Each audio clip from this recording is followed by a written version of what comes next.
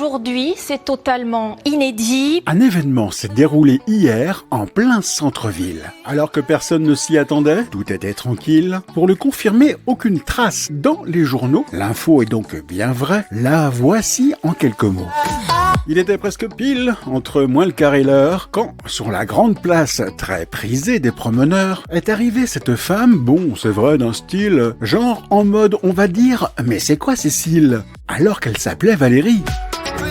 Mais inutile de s'étendre sur le sujet, il y a plus grave. Restons sur les faits, évitons les commérages. Très rapidement, et c'est même étonnant, tous les regards des gens présents se sont retournés sur elle comme si c'était un top modèle. Alors que non, que nenni. Mais inutile de s'étendre sur ce sujet, il y a encore plus grave. Restons sur les faits, évitons les commérages. Interpellée et de tondu, la bleusaille est arrivée sans crier gare. Et c'est à gare qu'ils ont constaté eux aussi, c'est rare, on en a vu. Et pas qu'en garde, mais là, ça nous dépasse, déclare le gradé qui ajoute « faut la scientifique sur la place ».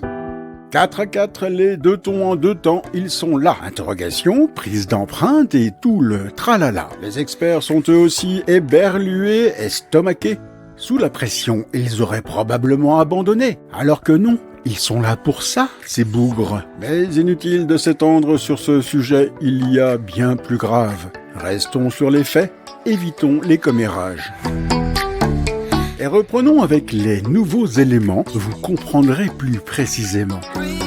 Accrochez-vous cependant car c'est tellement surprenant, impressionnant, hallucinant et quelque peu fascinant.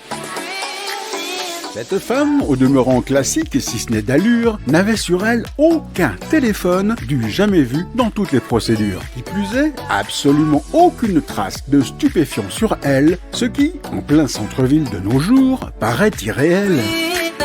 Alors que dire ? Ça laisse pantois. Mais inutile de s'étendre sur ce sujet, il y a encore plus grave. Restons sur les faits, évitons les commérages. Parce que, sans présenter le moindre signe de malaise, avec une assurance sans aucune parenthèse, cette femme déclare en outre qu'il s'agit là d'un choix qu'elle assume totalement, ça laisse sans voix.